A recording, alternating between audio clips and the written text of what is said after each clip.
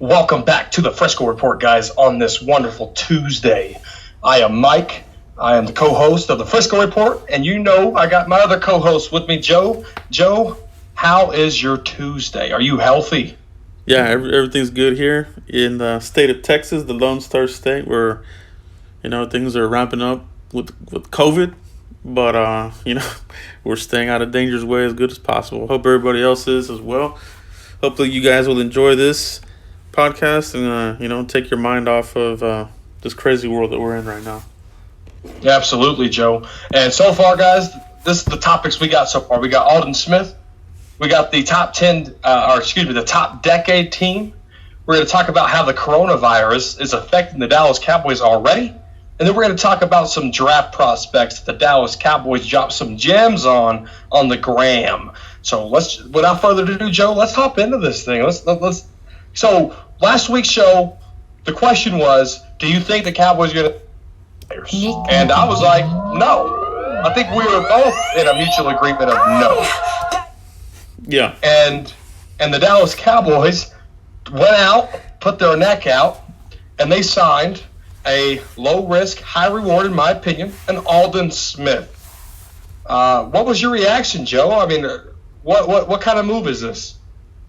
It sets him up for the draft. It gives you flexibility. He has elite pass rushing skills. Worked with Coach Tom Sula, so there's that familiarity there. So they're ready to rock and roll, man. It's a good move. It's a win-win for both parties. Good contract. Doesn't break the bank, and it's pretty much incentive laden. He's got to make the team. He's got to play in games, and that's how he'll make his money. He's got to show up for the starting roster and play in these games and be productive. I agreed, and Glazer, he's a Fox analyst, and he's the one that broke the news first. And Sports Illustrated has a big time article on him, guys, just talking about him being clean for 9 months and taking his AA classes seriously and opening up to 80 to 100 people, Joe. And he's been doing that right there in Dallas. And so it was a smart signing. He can still get his treatment, and he can still play the game that he loves. And you're absolutely right. It was a setup for the draft because, Caleb on Chase on these ends, they could be gone by 17. And so the Cowboys, if you look at it, they're really protecting themselves, Joe. Yeah, that's what it is. Protecting themselves. And like I said, if they want to move up, they can. If there's somebody in striking range and they think Atlanta is going to make a move, which I think it is. I think Atlanta is really going to be the troublemakers again. It was whenever we drafted Taco. They got Tack McKinley. I think that was a Cowboys target. They got him before us, and we whiffed on TJ Watt. We got Taco. So hopefully history does not repeat itself this time. You hope it don't, Joe. And, Cowboys are known for this, giving second chances. I mean, you look on how long they kept Randy Gregory, and they're still keeping him on. You look at the Greg Hardys of the worlds, Aldon Smith. They traded for Charles Haley, who had an attitude issue, and obviously he won a lot of Super Bowls for the Dallas Cowboys. But Jerry Jones, this is what he does. And I mean, as Cowboy fans, this is not news. This is just, hey, that's the kind of guy Jerry is. He believes in second chances. Absolutely. So having said all that, the NFL dropped the decade team, Joe, and 2 Cowboys were on there. Tyron Smith, left tackle, and right guard, offensive guard, Zach Martin. Do you see that? When you look at this list, is there any Cowboys where you're like, how come blank didn't make this list? I would say the only one might be, it might be Frederick. I think Frederick is a really solid center, all pro and Pro Bowler and one of the best in the league, So But, it's very limited. There's always going to be controversy around these decade teams, and, somebody will get in. I mean, they had Tyreek Hill in there as the all-decade, like, special team punt returner. This guy's, like, really recent, so that was kind of a head-scratcher. But for the Cowboys, I think they got it right. Their strength has been the offensive line, has been the offensive side of the ball, and it's kind of a reflection of where the Cowboys have been allocating their resources. You really don't have the high-end defensive players. They haven't drafted high-end defensive players. DeMarcus Lawrence, he just came on here pretty recently. It's not like he's been a beast right out the gate. It took him a little bit to get going. So I totally get it, and I agree with the 2 picks. What about you, Mike? When you look. When this list first came out, it's like, okay, let me try to guess this, right? Tyron Smith, Zach Martin, Travis Frederick, maybe a Jason Witten. And then, okay, so Travis Frederick didn't make it. Wow, that's crazy, right? And then you see Tyron Smith, Zach Martin makes it. Then you look at the tight ends, Rob Gronkowski and Travis Kelce. You can't argue that. They're the splashy tight ends. They're the hybrid tight ends. Jason Witten just been consistent. So I'm with you, Joe. I agree 1,000% with you on everything you said. They got it right. Maybe we can bicker and pick at the Travis Frederick, move, but he sat out a year. Did that hurt him? Stuff. A lot of stuff can play into that, but I think they got that list right. And big shout out to Zach Martin and Tyron Smith. Yeah, I've been playing for a high level for a long time. Tyron Smith's probably on the back end in his career, but still a very good player. One of the best ever that's played. I mean, he's on his way, man. He's on his way to being a Hall of Famer. Zach Martin as well. This guy's been very consistent. I think last season was the only time he only missed a game or 2 or something like that. Mm-hmm. But he is just there. Very, very durable. That's how he was in college. He didn't miss any time. So that was still one of the best picks the Cowboys have done in recent years. Zach Martin, Tyron Smith. So it makes a lot of sense. Totally. It does. It does make a lot of sense. And big shout out to them. And Mike McCarthy. He's a pretty blessed man when it comes to the NFL world. You just don't walk into an offensive line like the Dallas Cowboys. So Mike McCarthy, I'm sure, is grinning ear to ear, Joe. Yeah, all right. So, we opened it up. I asked you if you were healthy because that's the new world that we're in. There's people that are quarantined. They're doing the draft strictly internet only. What are they calling it? Virtual draft, yeah. And, there's NFL rules in place that say if the team has a new coach, this week was supposed to be the week Mike McCarthy can kind of get hands-on with his guys, start installing playbooks and systems and what he wants to do. And because of COVID-19, Joe, it's not the case. Yeah. Do you see this as, with all the experience Mike McCarthy has, do you see this as, oh, man, this could be disastrous for really NFL team that has a new coach? I think for teams that have new coaches with inexperience, I think this is going to be a big challenge for them. You look at the Giants. They hired the Patriots. Panthers, Panthers, Matt Rule. I mean, there's a couple of them out there, but with McCarthy, this move just makes more and more sense for the guy. I know it's been a blessing. It's been a really smart move on the Cowboys' part because this guy has a whole wealth of experience. He knows how to manage a team.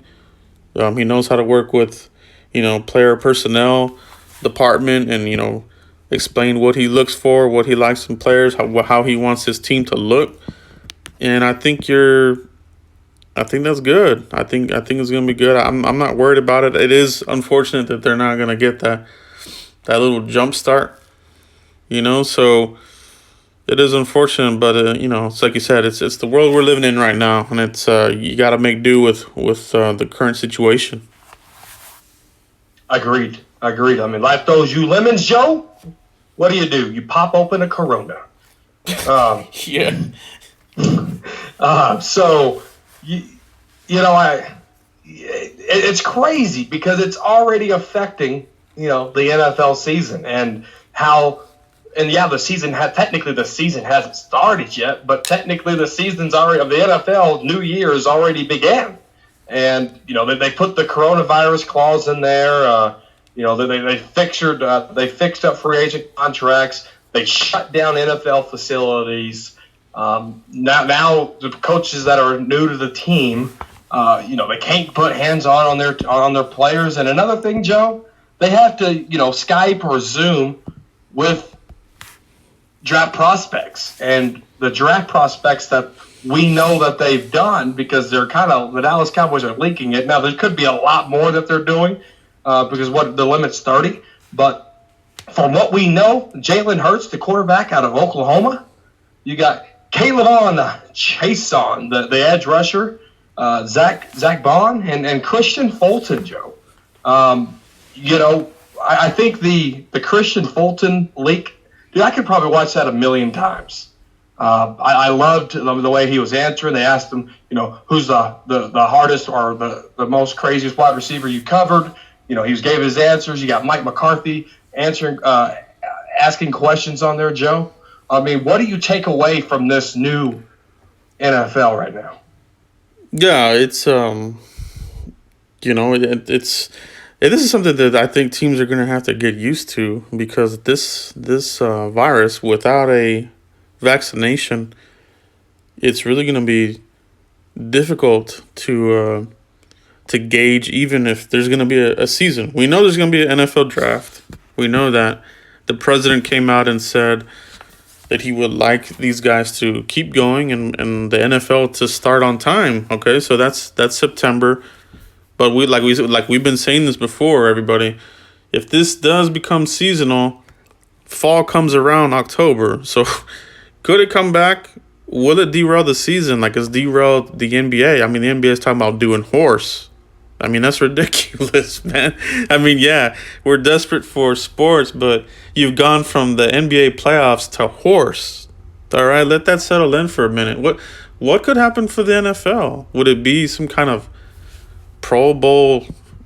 I mean, yeah, I don't know, man. I'm kind of worried about it, to be honest. Because it's I did hear that the NFL owners are discussing, a possible sequestering of the players, staff, and coaches, which would mean that for this to happen, they would be sequestered. Okay, so that means that the team stays at a centralized location, no visitors in or out, just the team, coaches, and the staff, for the season. And there might not be anybody in the stadium, but this might be what's going to happen. They might have to sequester the players, and because they need to get paid too. These contracts, they do need to be honored in some sort of way. So this is going to get very tricky. It's going to get very tricky.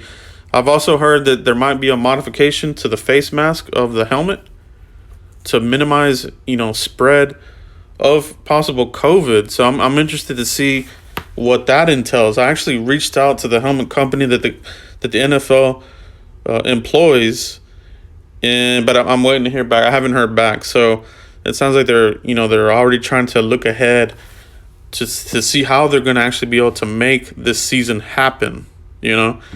So let's keep that in mind. Possibly sequestered players, possible modification to the helmet, and these guys might even be running around with some sort of enclosed face mask with some sort of respirator. I mean, who knows? But it's good that they're looking at these kinds of things. But can they fast track it? Can it be manufactured? It's hard to manufacture things right now with everybody getting sick. So we'll see, man. We'll see. But I don't know. What's your thoughts on that, Mike? Well, right off the bat, if you're looking at America's closed, and if you're looking at the essentials, it's groceries, vendors for the grocery stores to fix their coolant if their freezers were to go down. Fast food work. I mean, if you're agriculture, if you're food, maybe IT, you're out in this world. And helmet, I mean, is that essential? The money talks. I get it, and the NFL has tons of it. Mm-hmm. Maybe they can work something out, or maybe this just vanishes and starts slowing down. Which New York's death rate was the highest it's ever been since this thing's been going on. But the cases worldwide are slowing down, but they're just not slowing down in the U.S. And I don't know if maybe because it is face mask and maybe that they're altering things, and maybe that could qualify as essential, Joe. But in order to push that envelope, I guess you never know until you try. Yeah, and to keep the country, not get reinfected. You're talking about we're getting into science now, but you're talking about the rotation of the Earth. So we're gonna have our summer, right? So if it's seasonal, we should see lesser cases. But on the bottom half of the equator, where there's not a lot of cases right now, we're talking about South America, parts of South Africa, and these sorts of places. They don't have these crazy outbreaks, but they're about to hit winter when we hit summer. So those numbers are going to blow up. They're going to be in crisis mode. There's going to have to be some kind of game plan where this country limits who can come in here from the southern hemisphere. Can they do it? Somebody has to do something. Yeah. That's all I'm saying. But let's get back to the draft prospects real quick. Sorry, guys, we got off subject, but I promise we got back on. When the Jalen Hurts thing leaked on Cowboys Instagram, people are like, why are they doing this? They got to pay Dak. Jalen Hurts, in my humble opinion, Joe, and this is no knock on the kid, second to third round guy to me. And the Cowboys might be able to get him, 51, third round, Were you surprised? Did the eyebrows go up when you seen the Jalen Hurts thing? Or can you tell the Cowboy fans that are freaking out that this is just part of the process, maybe? Yeah, it's part of the process, and it's also part of improving the roster. Does McCarthy have faith in Cooper Rush? He did sign his tender, but after that, what do you do with him after that? Do you give him an extension? Do you want to move on? Do you want to improve there? I mean, it's arguable that Jalen Hurts would be a better backup over Cooper Rush, but probably not his rookie year. So would you then carry 3 quarterbacks? So it's an interesting thing, but I'm not looking at it as Dak's replacement or nothing like that at all. Jalen Hurts is not Dak Prescott. Jalen Hurts, he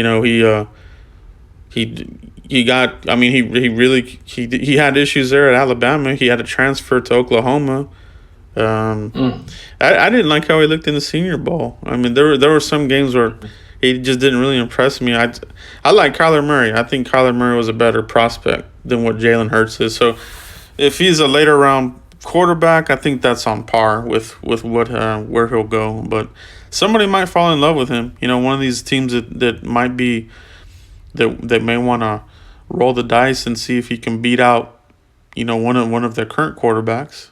That's a possibility too, but it's not for Dallas. If they were to draft him, it's not going to be to replace Dak Prescott.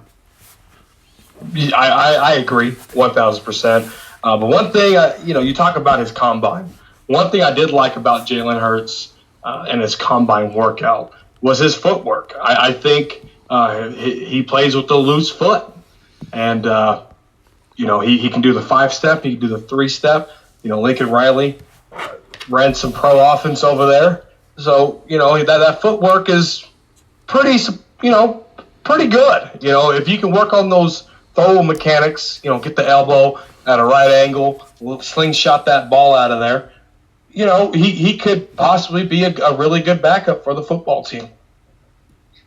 Yeah, and I actually like Jalen Hurts a lot. I think I like him actually more than some of these other guys that are actually being touted as first rounders. I mean, Justin Herbert, Jordan Love. I mean, Eason.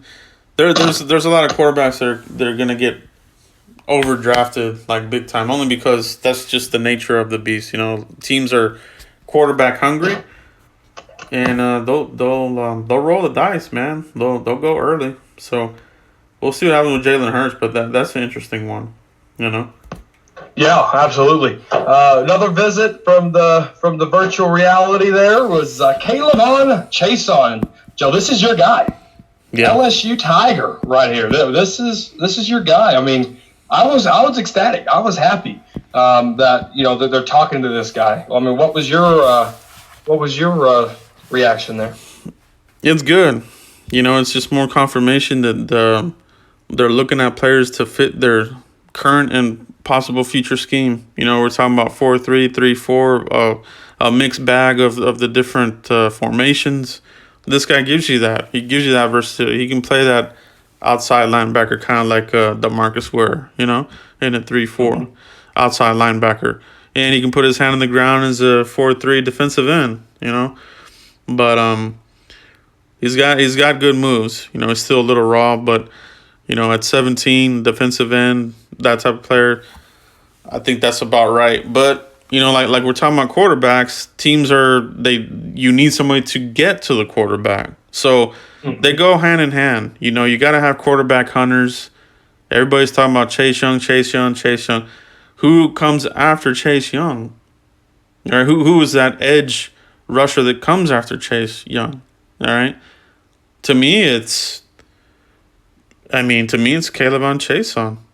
Agreed. So if that's the case, and a lot of teams are looking for QB hunters, why would he last to 17? Like, I hope he does last there, but I wouldn't be surprised if somebody goes and jumps up and go get him. But any of these other teams will definitely have interest. There's a lot of landmines along the way for him to get to the Cowboys. So yeah, we'll see, man. We'll see if the Cowboys stay put, which they've done the last couple drafts. Surprisingly, it's almost become the norm. So, are they going to continue on that with that strategy? Just let the board fall to them, or do they make a move? Exactly. One that kind of stood out to me, Joe, is Zach Bond, Wisconsin guy. He was born and raised Brown Deer, Wisconsin. Wisconsin, when it comes to football, Wisconsin's probably second in the country when it comes to diehard football freaks. This guy all he knows is football. He stayed loyal to his state, went to Wisconsin. Zach Bond, 6'2" linebacker, edge rusher. Does this scream 3-4 or not? Absolutely. It's and I mean, he was a 3-4 outside linebacker at Wisconsin. He's got the pass rush move. He's got really good dip that where you're coming around the corner on your tackle and your knee is almost touching the ground and you're going underneath, with that speed move, and I don't know, it's a beautiful sight when you see a player like that, when you can see what they do, or like their knee is almost hitting the ground and they get to the quarterback. DeMarcus Lawrence does it. DeMarcus Ware did it perfectly. Von Miller. These types of players have that. They gotta have that, and he has that move. So, yeah, man, definitely outside linebacker. He does have versatility to play in a 4-3 if you want to go that way, but I think you're wasting his talent as a 4-3 linebacker. Because with 4-3 linebackers, you're not really rushing the quarterback. And just exactly. Unless it's like certain packages, and they already do that with Jalen Smith. So how would he fit in a 4-3 as a linebacker? I don't see it as that. It makes more sense as to be a 4-3 outside linebacker. That makes more sense to me. Yeah, being a 3-4 linebacker. Randy Gregory, Leighton Vander Esch put out the little tweet. He's ready to go wolf hunting in 2020. He seems like he's ready to come back if healthy. Talk is cheap. I got to be able to see you out there, Leighton Vander Esch. But man, can you just imagine that? Those linebackers, maybe Sean Lee in the mix too, on a 3-4, because they're going to switch it up for a 3-3-4. Yeah, for they're sure. going to keep that offense guessing. And when you got guys like Zach Bond on there, maybe he can drop back and cover somebody, run it back in the flat or something. But to keep that offense guessing, we're having him off on that edge, right behind Randy Gregory, right behind Aldon Smith, maybe Kate Lavon Chason. It'd be crazy, man. Yeah, that's the thing. I think as for Zach Bond, I think he's rated as a 1-2, so he could be a first, but he can also go into the second round. So for the Cowboys' point of view, I would be surprised if they stood there and took him at 17. But Right. But if they really like the player, they really love him, and they have him graded higher than their other prospects, it could happen, and fans will be in an uprage, and we raged on him and this and that. It's like, dude, this Here's is your what, TJ Watt that you've been asking for. yeah, this is, I mean, let these guys do they know, they're the ones building the board, not the fans. So if he's the pick, he's the pick. But for me, from a fan's point of view and just studying the player, I think he's more of a trade back candidate. I think you could trade back a few spots and still get him, but not too far back. But you could probably pick up a third or a fourth or something like that. I don't think you'll pick up a second unless somebody comes way the hell up there, to get him.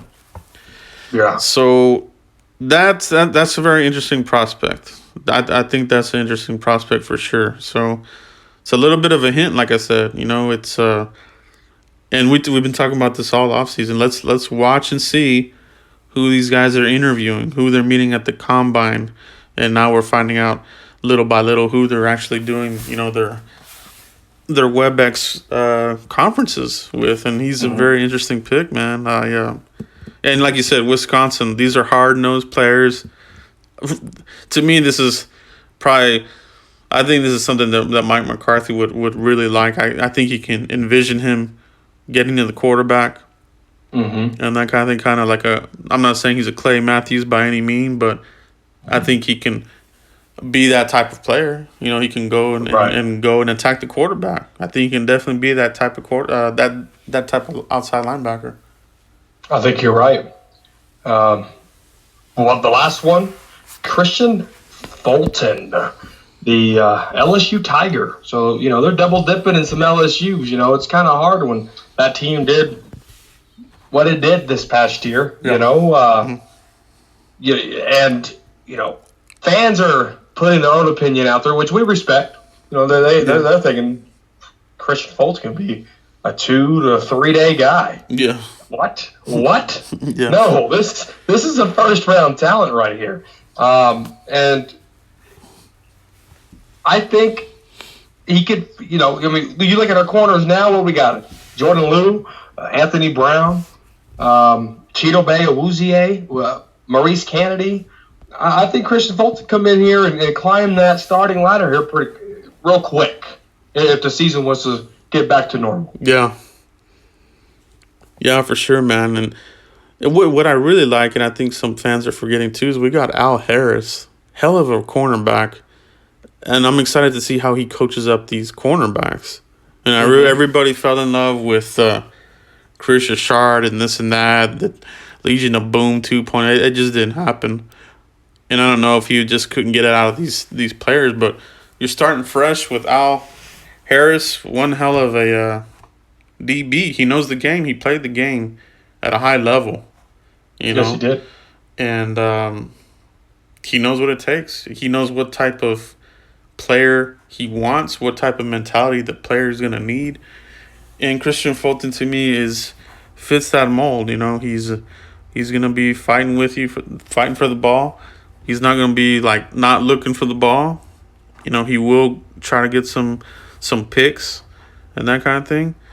And like I've said, when this whole draft process started, him and Delpit were mocked to the Cowboys for a couple of weeks, and all of a sudden, magically, people are like, nah, he's a late first, second rounder, maybe third. Like, dude, how does that happen over a span of a couple weeks. Like, stick to it. You know, he is a first round type of player. You know, I agree. Agreed. You know, I agree. And just look at the games. He was arguably the better of the secondary players. You know, for as good as Delpit was, you know, a lot of people consider Fulton to be the star of that secondary.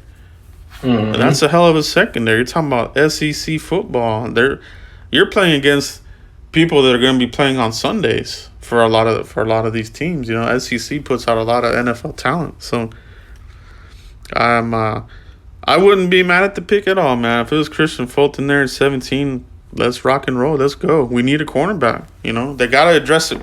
I think you got to address cornerback with one of your first two picks. I agree. One thing with all these 1-year deals on the linebacker side of the ball, linebacker should be a focus. And you know, the last time they traded up in the second round was to go get Tank Lawrence, and they traded with the division rival Washington Redskins to go get Tank Lawrence. I wouldn't be surprised if they trade up. If they trade back in the first round and they can get one of their guys that they really love, and day 2 comes around and, you know, Zach Bond and Christian Fulton or someone still there, why not just use equity there at what you just got to move up in the second? I love it could that. happen. Yeah, I love that. I love that, and it's been actually crossing my mind for a long time. I could see this being 2014 over again. Whether they have, you know, an additional pick via, you know, a trade back, or it might be another 2014 situation where, you know, they fold in that third round pick to move up in the second round, because that's always what happens. You know, we've talked about this too, Mike, where first round finishes, everybody regroups for the second round. Everybody's discussing, what do we need to do? Do we need to open this up here at the beginning of the bell and move up into the top of the second round? You know? So, yeah, man, I could totally see that situation happening again, you know, because especially depending on who's falling, you know, because in that situation in 2014, it was all about who's left that can give you bend, who can dip and get to the quarterback, and that name was DeMarcus Lawrence, you know?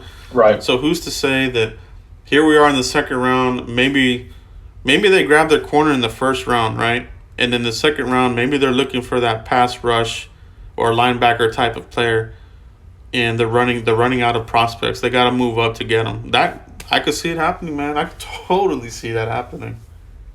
Yeah. Exactly. No, 1,000%, Joe. And what's more exciting is we're in the month of April. This is our first April show, and we got 2 more shows until the draft, April 23rd, guys. It's gonna be crazy. But you know, there's talks of what happens if the internet goes down.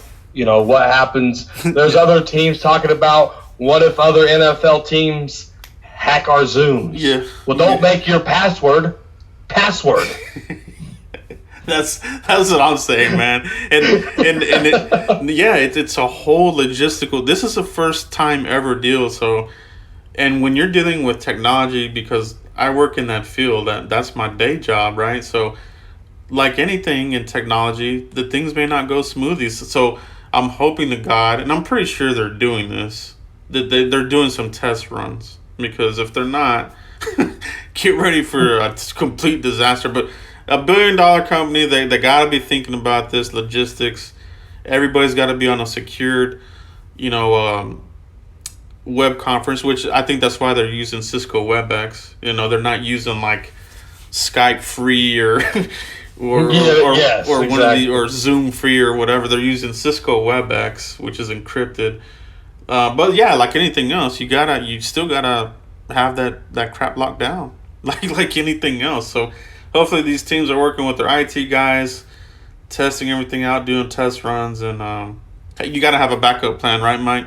So you have to, and I think the backup plan is the phone lines, Joe. Yeah. Phone lines, you know? Cell phone. You definitely gotta have a backup comm. So yeah, landlines, cell phone. Because they got to keep it going. So, it ain't gonna stop once it starts. Yeah. And the Cowboys got to be smart. How much time they got left to turn in their draft pick? Because the NFL rule states if your draft clock expires on you, the Cowboys are at 17. The 18th guy gets to go, and then you just lost your draft pick, and now you're 18. So the Dallas Cowboys, they got to be smart because they can lose their draft spot pretty quick. Yeah, that'll be interesting to see if they keep the draft times as they are. Because I know what was it, 2 or 3 years ago? It was the first round was 10 or 15 minutes or something like that. I forget what it was, but they scaled it back here recently. I wonder if they add another minute or two to this year's draft just because of the circumstances. That'll be something interesting to watch. Because I was thinking this too. In the car, I was like, they have to extend the draft clock at least a couple of minutes, because if they don't, you're going to have Will McClay, Stephen Jones, Jerry Jones, Mike McCarthy, Mike Nolan, the assistants to Mike Nolan, the assistants to Mike McCarthy or to Kellen Moore. So there's going to be a lot of people talking. And if I was the Cowboys, okay, guys, we know we're going defense first round, offense, stay, on the sideline, so to speak.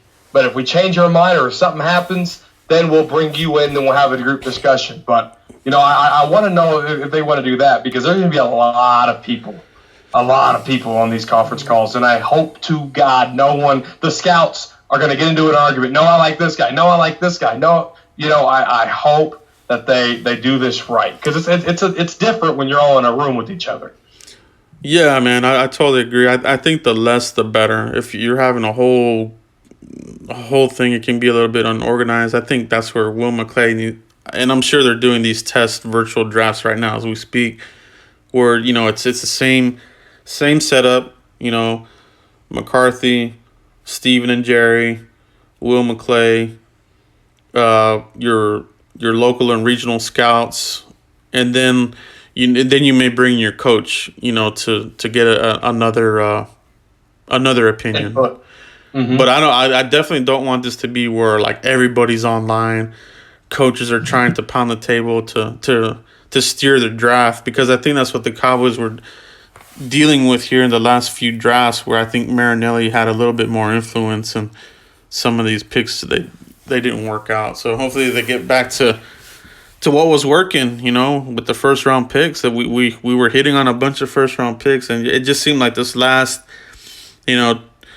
recent years here with Garrett that there was a little bit more influence from the coaching staff, it seemed like. So we'll see what happens. My question is this, Mike: Are they going to have a war room cam for each of these teams? Because that's always fun, when we're watching the draft. They peek in at the war room and we see movement. All right, there's movement. Oh, here comes the defensive line coach. This is going to be a defensive pick. All right, are we gonna lose that intrigue? Because that's always fun to me. What coaches are coming on? It kind of gives you a little hint of what the prospect might be.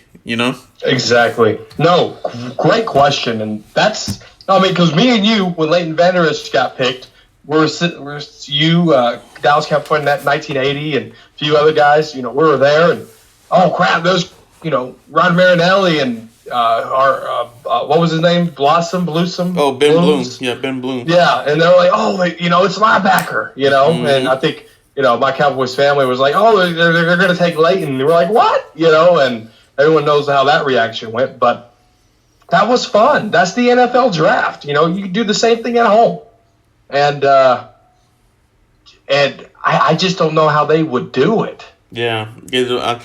Hopefully they'll somehow have that where you can get a little intrigue, because that's always a lot of fun, man. I think that's a lot of fun when you're kind of anticipating at least what side of the ball the pick is. If you get a peek of the Cisco WebEx meeting and you see Kellen Moore, or you see Leon Lett or one of these coaches, you're like, okay, this is offense. Okay, no, this is gonna be a defensive pick.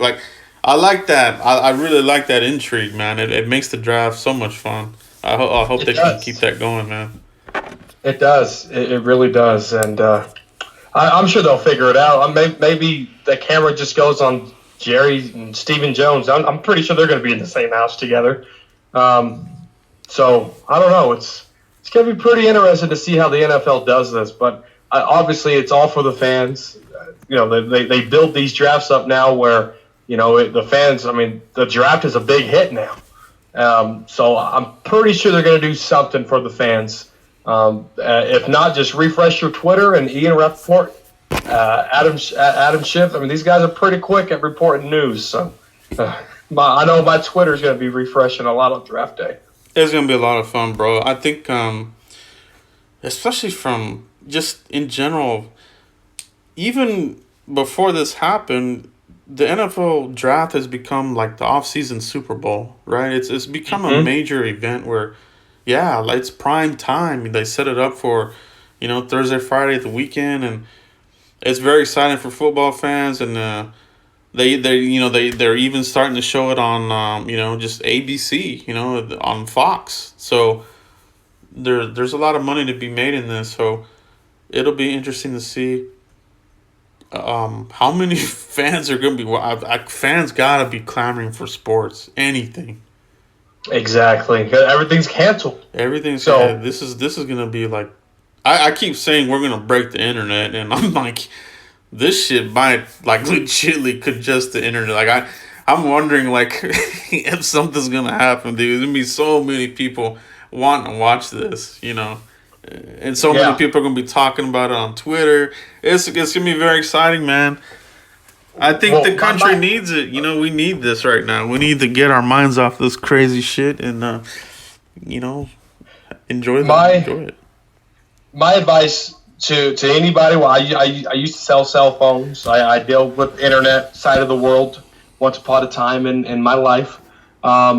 If you're not connected to Wi-Fi and you're trying to browse things on your phone, if you notice your phone's already slowed down because people are in quarantine, people are home more, and so your internet's probably already slow as it is because there's so many towers in cities and towns that when everyone's on that tower, it's kind of like a Wi-Fi modem. It's going to slow down. So my advice is if you got a Wi-Fi modem, hook all your devices up to that Wi-Fi modem and make sure you got time. Make sure that if you're paying for 50 gigs upload, that you're getting what you're paying for. So just go to Google, test my speed, do your speed test while you're connected to your Wi-Fi modem, and make sure you're getting everything you need set up for this draft so there's no faulty errors. That's great advice, Mike. That's right on, and I would recommend that too, man. Even if you have 5G, it's like Mike said, everybody's gonna be. It's gonna be the talk of the town. I can guarantee you. Out of the 350 plus million people in the U.S., everybody that's able to, they're gonna be tuning into this. They're gonna be talking about it. So, exactly.